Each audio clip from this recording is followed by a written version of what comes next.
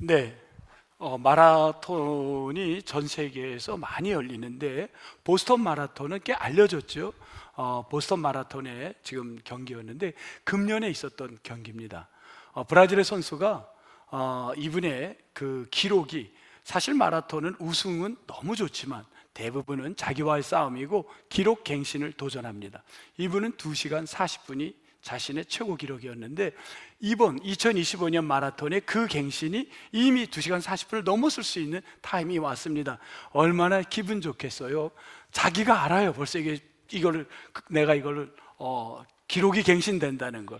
보통 우승을 하려면 2시간 3분, 아주 기적적으로 유일하게 2시간 1분 8초도 있었습니다만 대체적으로 2시간 초반대에 가면 우승을 하는데 이분은 2시간 40분이 자기 기록의 싸움이었습니다.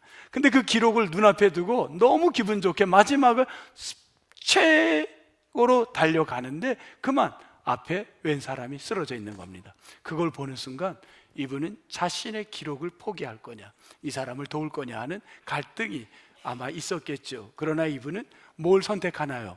그 사람을 돕는 걸 선택합니다. 그리고는 들어갔어요. 자신의 인스타그램에 그는 글을 하나 썼습니다. 뭐라고 썼냐면, 완주도 중요하다. 그러나 다른 사람의 완주를 돕는 건 나에게 너무나도 소중했다. 이렇게 글을 올렸습니다. 자, 오늘은 우리가 함께 가자는 게 키워드입니다. 함께 가자. 여러분, 가족이 함께 가고 우리 민족이 함께 가고 공동체가 함께 가는 역사가 일어나기를 축복합니다. 함께 가자. 우리 함께 갑시다. 한번 고백해 볼까요? 함께 갑시다.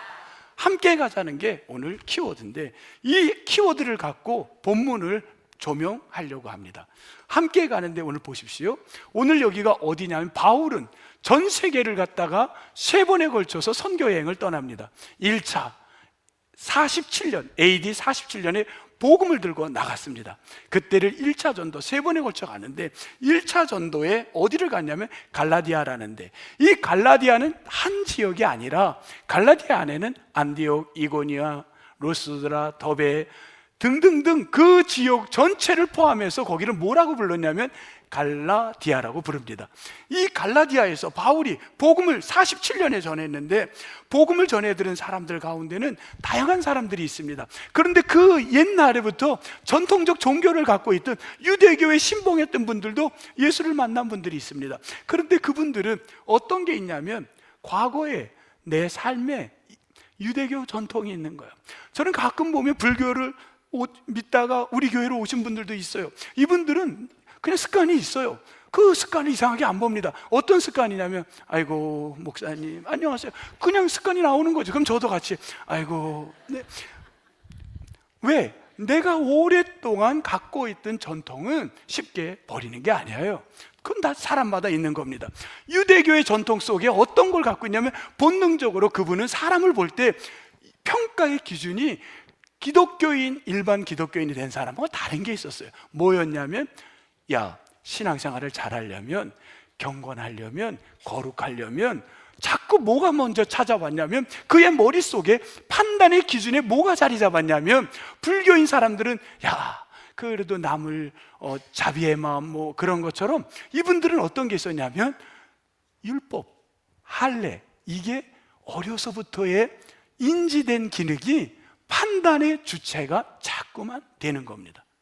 이 판단의 기준으로 자꾸 세상을 바라보고 사람을 보다 보니까 너가 거룩하기 원하니, 네가 더 신실한 신앙인이 되기 원하니, 너가 바르게 신앙생활을 하기 원하니, 그럼 율법적으로 잘해야지. 그게 누가 가르쳐서가 아니라 몸에 밴 판단의 기준이 자꾸만 드러나기 시작하는 겁니다. 이 고민이에요. 바울은 그것을 보고 뭐라 그랬냐면 한 단어로 그 사람들에게 이야기를 합니다.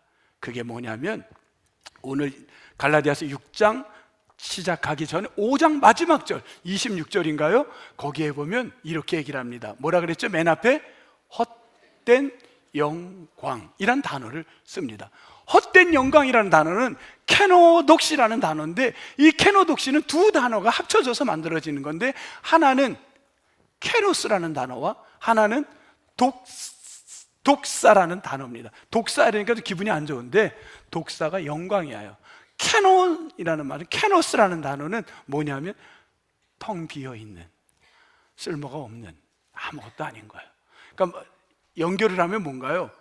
속이 빈 영광. 다르게 번역하면 빌립보서 2장 3절에는 뭐라고 번역을 해놨냐면, 요 케노독스를 뭐라고 번역을 했냐면요, 우리 같이 읽어볼까요? 시작. 아무 일에든지 허용, 딴 생각에 허용하지 마시고 성경이랑 허용해. 이 허용을 케노독시라는 단어입니다. 허용, 속이 빈 것, 이겁니다. 너가 그렇게 하는 건 속이 빈 건데, 이 속이 빈 걸로 자꾸 판단하다 보면 결과는 어떻게 되는지 아니? 뭐라 그런 거예요? 두 가지입니다. 결과는 우리 성경에서 뭐라 그랬나요? 결과, 네. 자, 26절. 헛된 영광은 첫째, 서로 노엽게 한다는 거예요. 서로 노엽게 하고, 두 번째, 서로 투기, 시기, 갈등, 분열, 나눔이라는 거예요. 결국은 너가 헛된 영광으로 자꾸 보면, 네가 자꾸 율법 안에서만 평가하려고 하면 그 사람들, 상대방에게 뭘 주냐면 상처를 주고 분리하게 된다는 거예요. 여러분, 현대를 가만히 보십시오. 현대에 대해서 한마디로 정리한 책이 하나 나왔습니다. 몇 년 전에 나왔는데, 이 책은 무슨 책이냐면 이런 책입니다. 팀 마샬이라는 영국 분이 저널리스트인데 기가 막힌 얘기를 했어요. 장벽의 시대다. 이 책을 보면요, 여러분, 책을 넘기다 보면 그림이 나오는데 어떤 그림을 많이 집어넣냐면 독일 말로 마우어, 벽을 놓은 거예요. 마우어. 그래가지고 베를린 마우어, 베를린 장벽을 있고, 우리 세상은 지금 다 장벽의 시대라는 거예요. 분열의 시대고 나눔의 시대라는 거예요. 한 단어로 장벽의 시대다, 이렇게 얘기를 한 거예요. 예측할 수 있는 일이죠. 팔레스타인과 이스라엘이 장벽이에요. 지금 세상의 모든 것이 장벽이에요.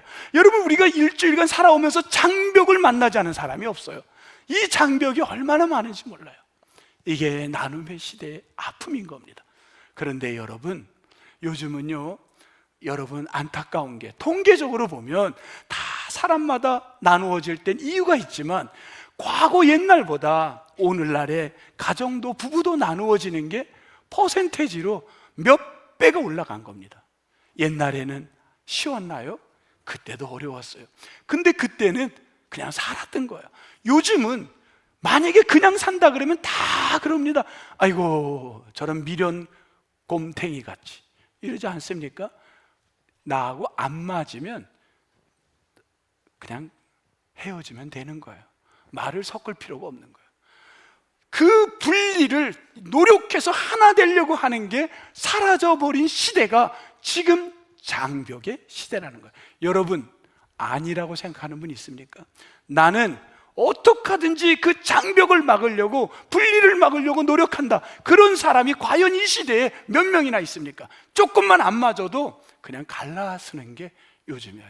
여러분, 우리가 모여서 밥을 먹고 그럴 때 그런 책들이 인기를 끌어요. 지금 뭐라 그러냐면요, 안 맞으면 나이 들어서 같이 저녁 식사도 하지 말아라.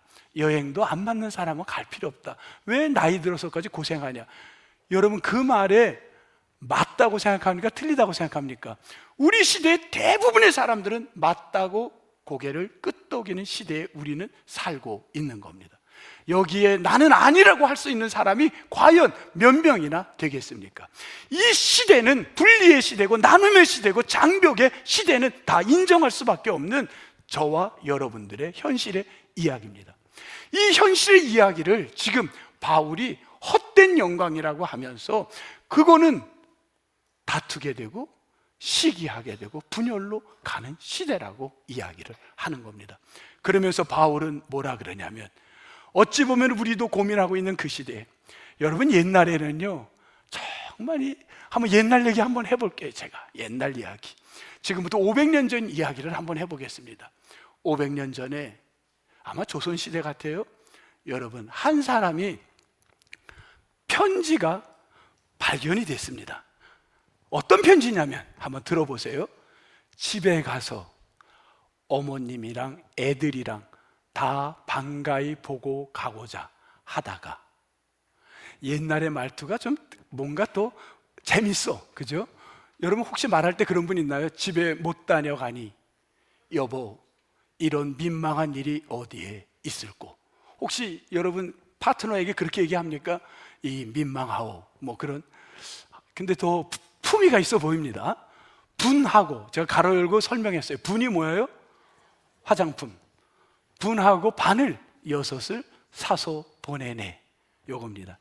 지금 이 글을 보면 한 여인이 누구에게 받은 거예요? 편지를 남편에게 받은 편지입니다. 500년 전에 남편에게 받았는데 그 남편에게 받은 편지를 지금 저 내용보다 다음, 요게 중요한 거예요. 저 편지가 어디서 발견했냐면 무덤에서 발견한 겁니다. 한 여인의 나무로 된 관. 근데 그게 500년이 됐는데도 그 관을 어떻게, 시신이 다 상했는데도 어떻게 했을까? 근데 어떤 환경과 기후가 됐는지 몰라도, 온도가 됐는지 몰라도 머리맡에, 그 여인의 머리맡에 편지가 보존되어 있었던 겁니다. 근데 그 편지를 열어봤더니만 깜짝 놀란 거예요.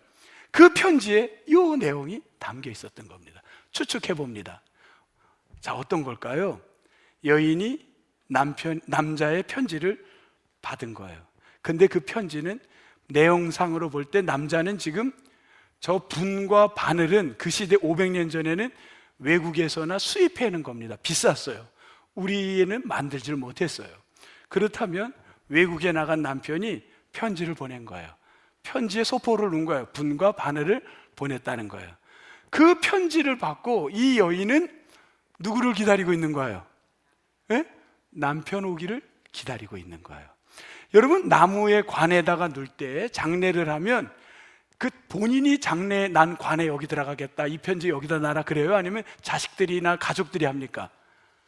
모르지. 뭐 각자, 나는 무덤은 이렇게 만들고 관은 이렇게 여기다 요걸 놔라, 뭐 그럴 수도 있겠지만 대체적, 상식적으로는 가족들이, 이 어머니가 평생인지 몇 년인지 몰라도 남편의 편지를 꼭 붙들고 그것만 기다리면서 지금 그 무덤에까지도 그 편지를 얼마나 기다렸으면 놔준 거예요. 여러분, 관에다가 넣을 수 있는 물건은 제한돼 있어요. 많이 못 듭니다. 그렇게 넣은 거예요. 자, 이런 내용을 들을 때 여러분 마음이 어때요? 응? 우리 여기 집사님 마음이 어떠세요? 이런 내용 들으면? 에? 마음이 뭉클하죠. 이런 아내를 만나고 싶어요? 안 만나고 싶어요? 만나고 싶죠. 아내가 그런 분입니다. 여러분, 여성분은 어때요? 여성분은 이런 내용 들으면 뭐 왜 목사님은 예화를 남자만 들었지? 여자도 그런 편지 받으면 뭐 그럴 수도 있는 거죠. 지금 이런 얘기를 들으면 마음이 뭉클함이 오는데, 이 이야기를 들으면서 우리는 지나간 옛날의 이야기로밖에 이거는 안 되는 시대, 분리의 시대, 나눔의 시대, 요즘은 그렇게 그런 시대와는 너무 거리가 먼 시대에 여러분이 살고 있는 겁니다. 그런데 오늘 본문에서 그러면 그 분리의 시대, 장벽의 시대에 어떻게 해야 되느냐? 1절에 이런 얘기를 합니다. 뭐라 그랬냐면, 자기를, 셋째 줄 뭐라 그랬냐면, 살펴보아라. 너 자신을 살펴보아라. 지금 너가, 너의 신앙이, 너의 삶이 어떻게 됐느냐? 너가 어떤 기준으로 사람을 보고 판단의 기준으로 삼느냐? 요즘 보면요, 정치에 깊이 관심을 갖고 가면 갈수록 대체적으로 사람들이 다 마지막은 나누어져요. 신기하게 나누어집니다. 상대방 진영을 다 나누어집니다. 적절하진 표현을 못하며 분리가 돼요. 그렇게 좋은 말로들 얘기 안 해요. 다 별로 좋지 않은 말로 정치적으로 다 나누어져요. 깊이 정치를 관심을 갖는 사람들일수록 이거 보면 안타까워요. 정치를 관심 갖는 건 필요한 일임에도 불구하고 결국은 다 나누어져요.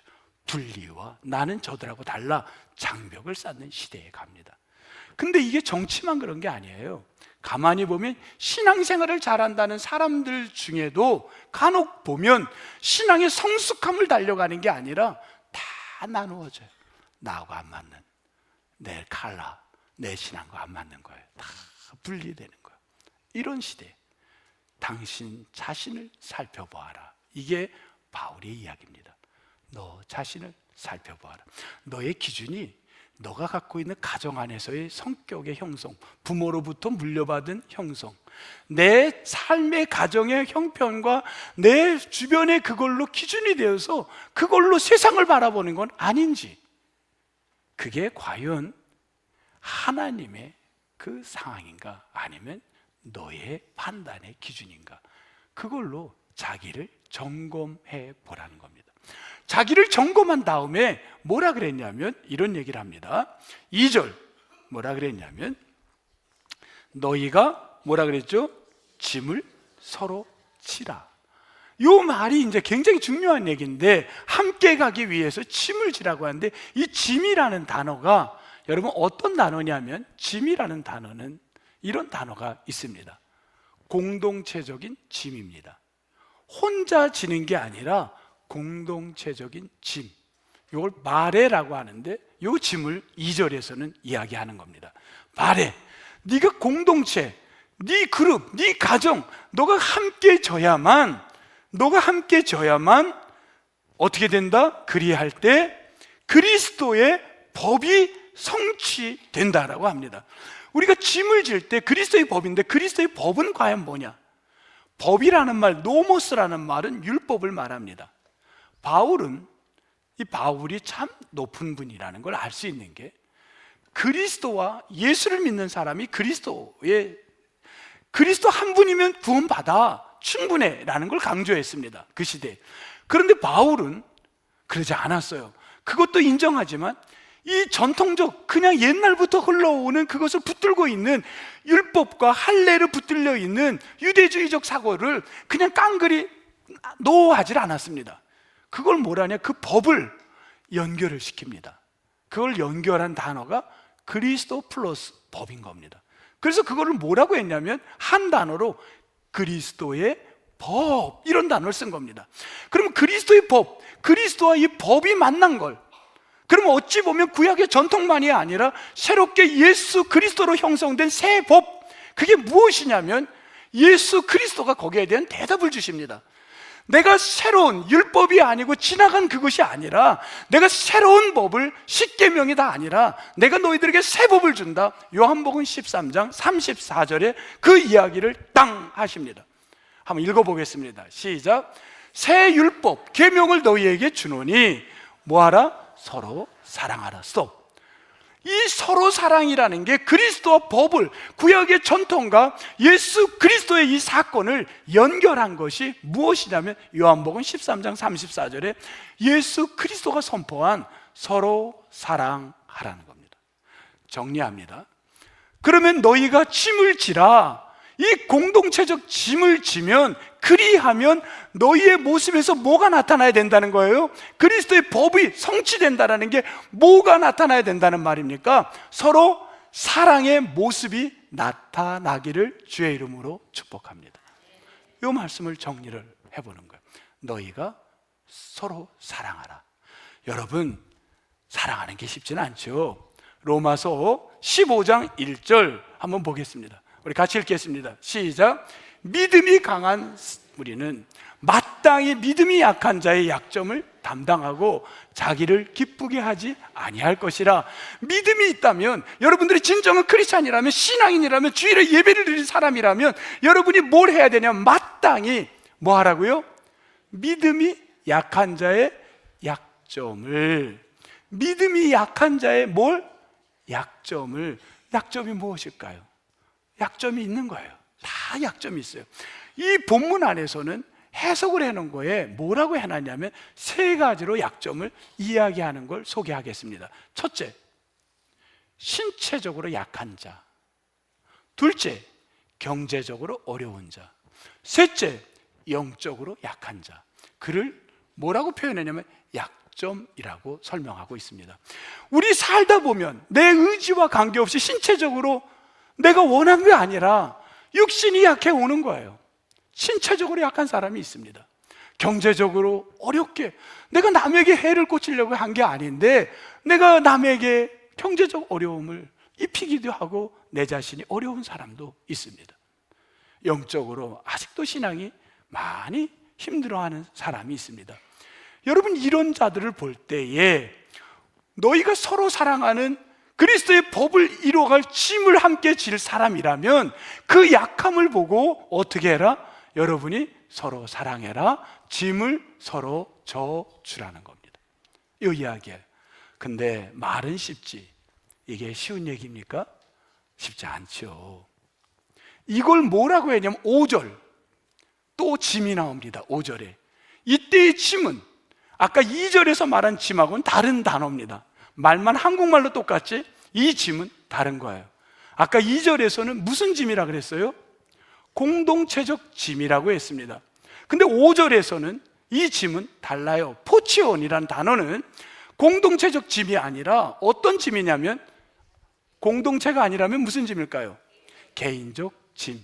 개인적 짐 하면은 조금 아무나 개인의 걸로 하는데, 요거를 책임이라는 단어로 바꾸면 더 좋습니다. 책임.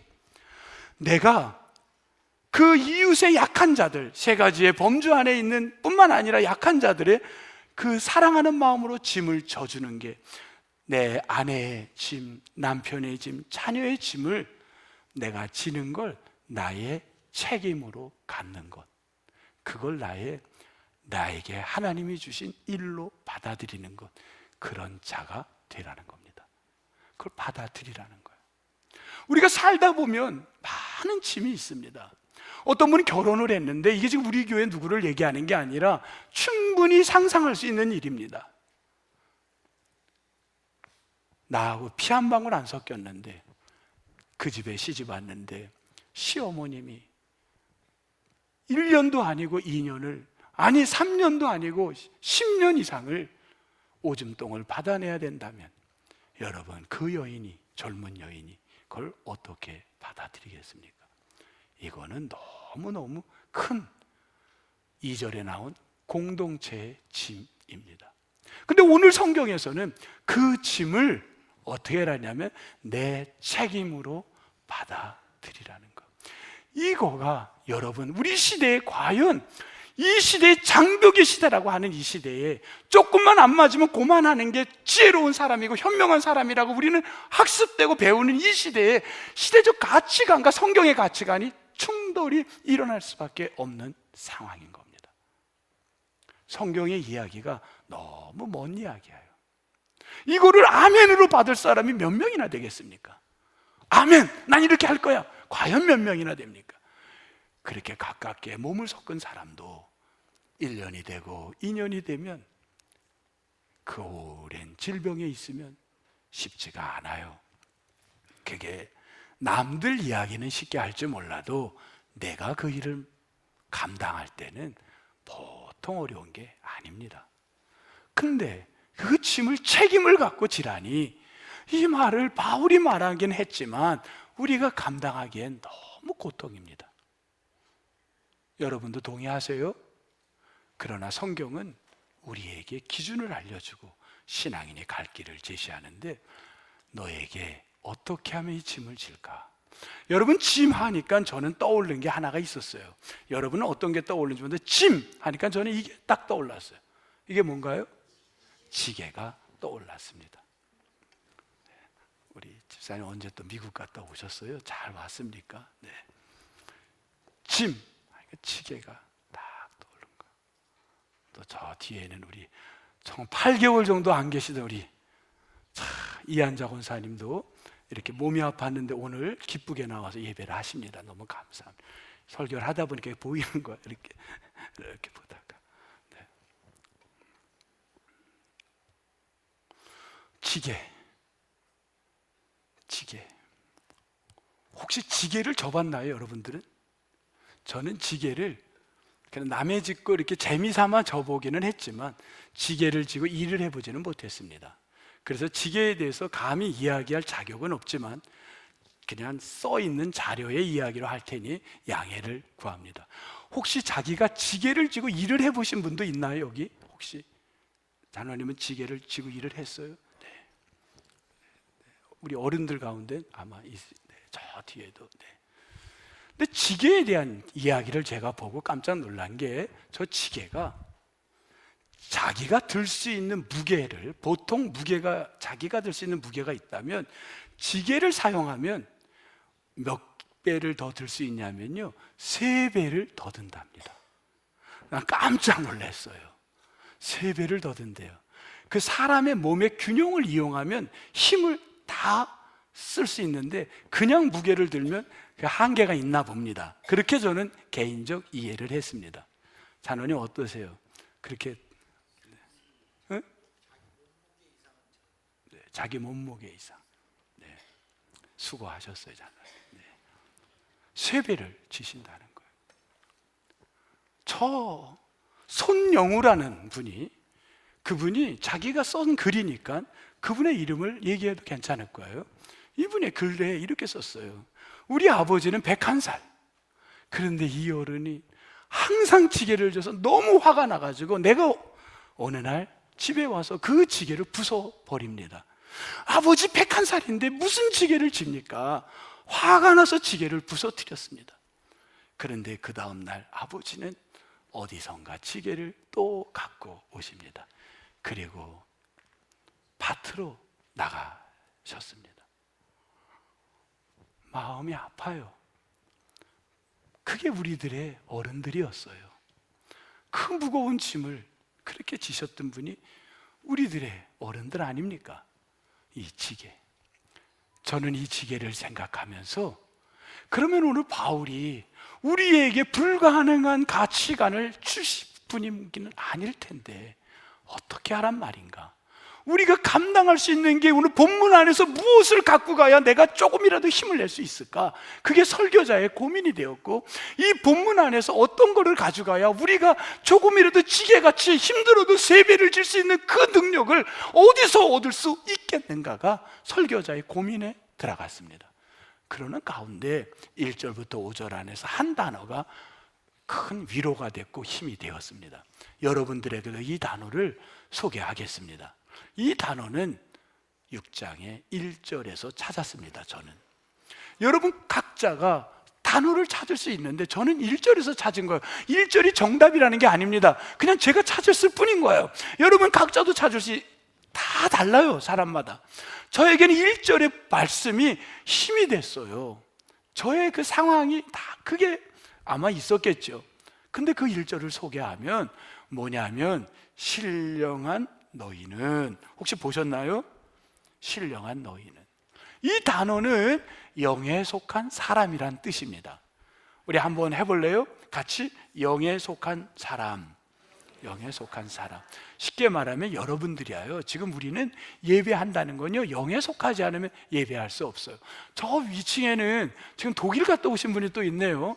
우리 잘 갔다 오셨나요? 네, 잘 갔다 왔어요? 네. 네. 이게 설교에다 보면 막 보여가지고 이게 안 보고 할게. 이제는 아무것도 자꾸 반가워서 그런 거예요. 제가 영에 속한 사람.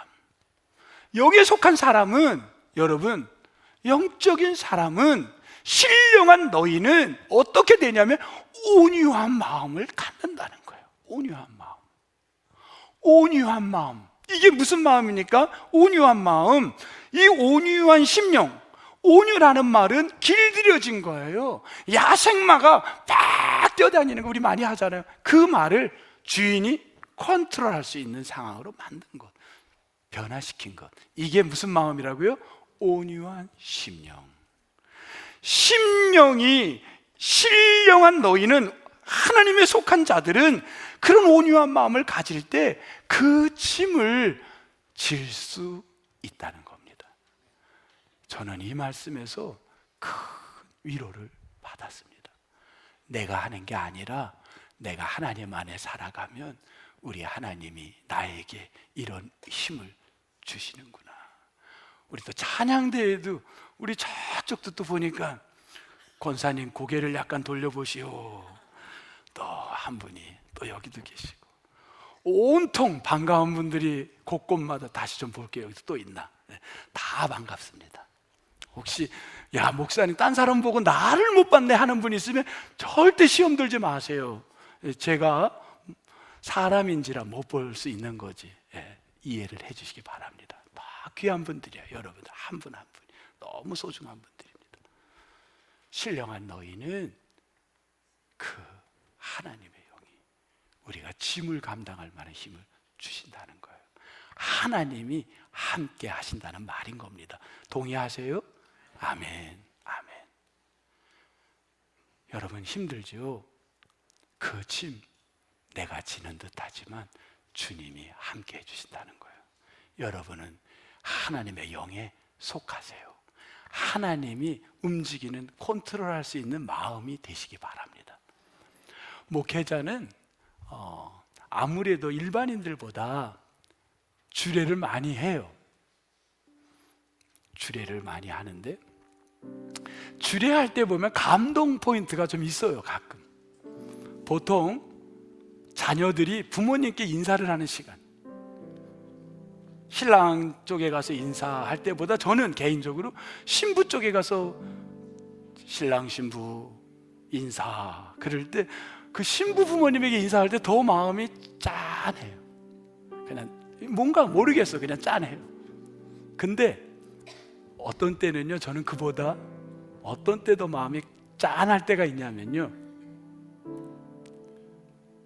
신부 아빠 팔짱을 끼고 걸어올 때, 대부분은 그렇지는 않을 수도 있습니다만 저의 경우, 제 평생에 딸이 제 팔짱을 끼고 걸은 거는 저 헌금함에서부터 여기까지가 제 생애의 처음이자 마지막이었습니다. 모르죠, 앞으로는. 지금까지는 그렇습니다. 아이가 제 팔을 끼고 저 헌금함에서 여기까지 걸어왔습니다. 그때 딸아이가 저에게 이런 얘기를 했어요. 아빠, 촌스럽게 울지 마. 그 말이 저를 얼마나 자극했는지. 야, 내가 촌스러워? 안 되지. 그 오바를 했어요. 어떤 오바했냐면, 나는 아주 그런데 초월한 사람처럼 나는 그런 건 아니야 하려고 더 오바해서 걷는 것도 템포도 막 밝은 모습으로. 근데 속은 그랬어요. 우리 아빠, 혹시 아빠들 가운데 딸하고 같이 웨딩을 하셨던 아빠 한번 누가 손 들어 보실래요? 저를 서포트 해 주실 분. 네? 발렌티어 남성 한 분. 발렌티어 없어요? 이렇게 목사를 안 돕는 성도들입니다. 여러분, 저기 서자환 장로님인가요? 누군가요? 그 앞에 누가 드신가? 서자환 장로님 걸어올 때 어떠셨어요? 마음이 어떠셨어요? 에? 섭섭했어요. 아빠들이 그냥 마음이 대부분 그렇더라고요. 뭐 아닐 수도 있지만 그 아이가, 팔짱을 끼고 걸어온 아이가 때가 돼서 아이를 낳습니다. 근데 그 아이를 낳으면 사람들이 그러더라고요. 많이 들었어요. 자식하고 손주는 다르다고. 손주나 손자, 손녀, 손주라 그러나요? 네, 맞죠? 손주는 마음이 짠하다고. 그거 맞아요? 여러분 동의하세요? 네? 근데 저는 이번 주에 사진을 받았어요. 미국에서. 아빠 낳았어 이러면서 보냈는데 아무리 봐도 짠하지가 않아요. 짠한 감정을 이렇게 생각했어요. 짠하게. 머리가 얘는 왜 이렇게 툭툭 튀어나왔나, 이 코가 얘 누구 닮은 거야, 이 눈은, 입술은. 그것만 봤지 이렇게 마음이 짠하질 않아요. 아직 저는 할아버지 될 자격이 안 됐나 봐요. 현재 그렇습니다. 그럼 많은 어른들이 왜 짠하다고 했을까를 유추해 보겠습니다. 우리 아이가 결혼을 한다는 거가, 내 품에 있던 아이가 이제 세상으로 나아가는 게 얼마나 힘든지를 우리는 먼저 살아본 사람으로 알기에 이제 짊어져야 될 짐들이 많을 텐데, 아이를 낳는다는 게 이게 자기 시간을 다 버려야 되는데 이게 얼마나 힘들 텐데, 자기 경력, 캐리어 다 이제는 뒤로 해야 할 텐데 이게 얼마나 힘들까. 그 짐에 대한 생각 때문에 마음이 짠하지 않을까. 그래서 애틋해 보이지가 않을까. 여러분, 염려하지 마세요. 신령한 노인은, 하나님의 영으로 예배하는 자들은 하나님께서 여러분의 길을 인도하십니다. 여러분 자녀를 위해서 짠하죠. 너무 고통스러운 자녀들 보잖아요. 시집살이가 너무 힘든 우리 아이들 보잖아요. 너무 삶이 버덕허덕이는 그 아들들을 보잖아요. 너무 안 됐잖아요. 이제 나는 줄 수도 없잖아요. 아무것도 내 나이에 짠하잖아요. 그들에게 하나님의 사람으로 살아가는 길을 열어준다면 그들이 능히 짐을 지고 갈 수 있는 능력을 받을 줄 믿습니다. 성도 여러분, 삶에 뜻하지 않은 짐들이 육체적인 아픔으로, 물질적인 아픔으로, 우리 인생의 다양한 짐들이 여러분 앞에 놓일 때에 그 염려들, 그냥 돕지는 못하지만 있을 그 부모님들의 그 마음들, 이 모든 짐 주님이 하실 때 나의 능력보다 3배나 더 이상으로 더 많은 능력으로 감당할 수 있을 줄 믿습니다. 내 모든 시험 무거운 죄는 주 예수 앞에 아뢰어 근심에 쌓인 날 돌아보사 내 근심도 받으시네. 짐을 나 홀로 지고 견디다 못해 쓰러질 때 불쌍히 여겨 구원해 주니 은혜의 주님 오직 무거운 짐을 나 홀로 지고 무거운 짐을 나 홀로 지고 견디다 못해 쓰러질 때 불쌍히 여겨 구원해 주니 은혜의 주님 오직 예수. 하나님, 무거운 짐이 자식들 앞에 있고 내 아내에게 무거운 짐이 놓여 있을 수도 있고 너무 염려되고 걱정이지만 이 모든 근심과 염려들 우리 주님이 함께 할 줄 믿습니다. 우리 성도님들 참 하나님만 섬기며 열심히 착하게 사는 분들입니다.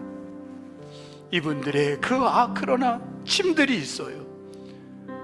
직장에 가서 울지 않고 가정에 가서 울지 않고 하나님이 도와주셔서 능히 이 한 주간 승리하게 도와주십시오.